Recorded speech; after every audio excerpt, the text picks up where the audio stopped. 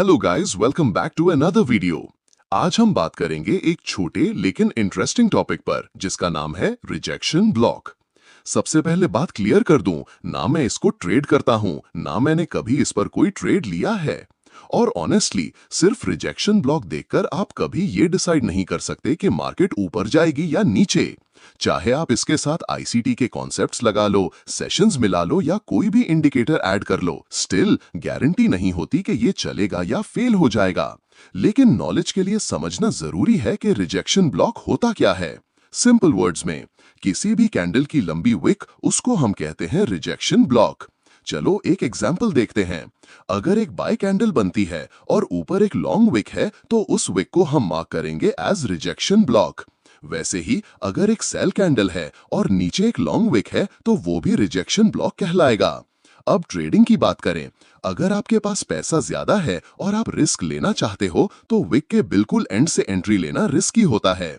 Better ये है कि रिजेक्शन ब्लॉक के स्टार्ट से एंट्री लो, ये थोड़ा सेफर होता है।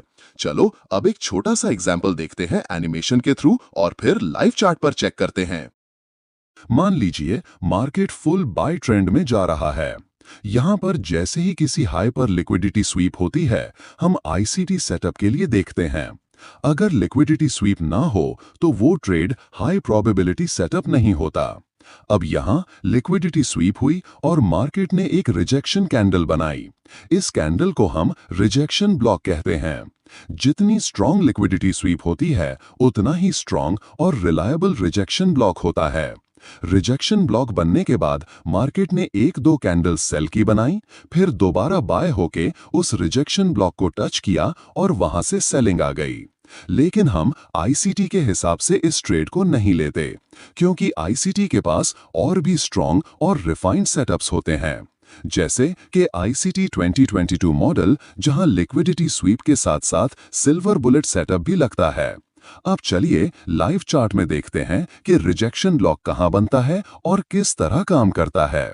गाइस, अगर आपको ये एनालिसिस समझ आ रहा है और आप चाहते हो कि आप भी इसी तरह आईसीटी कॉन्सेप्ट्स यूज करके प्रोफेशनल लेवल पे ट्रेडिंग कर सको, पिछले हाई की लिक्विडिटी स्वीप की है और एक रिजेक्शन ब्लॉक बनाया है।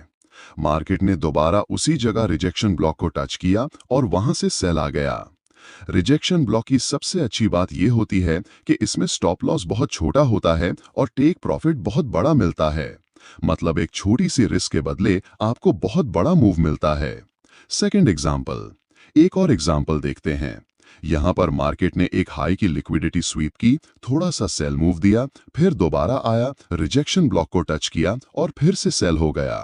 थर्ड एग्जांपल, अब देखो एक और रिजेक्शन ब्लॉक बना, मार्केट ने इसको टच किया और सेल हुआ। नीचे भी एक रिजेक्शन ब्लॉक बना था, मार्केट ने उसको टच किया और वहां से बाय हो गया। ये जो रिजेक्शन ब्लॉक बना था, इस जगह पर सीपीआई न्यूज आई थी और मैंने ये मूव खुद पकड़ा था। तो दोस्तों, ये थे कुछ लाइव एग्जांपल्स कि मार्केट किस तरह लिक्विडिटी स्वीप के बाद रिजेक्शन ब्लॉक बनाता है और किस तरह से स्ट्रॉन्ग मूव्स देता है। अगर आपको वीडियो पसंद आई हो तो लाइक जरूर करें, चैनल को सब्सक्राइब करें और बेल आइकन दबाएं ताकि आपको मेरी अगले वीडियोस की नोटिफिकेशन मिलती रहे। नेक्स्ट वीडियो में हम और एडवांस्ड आईसीटी सेटअप्स देखेंगे। मिलते हैं अगले लेसन में।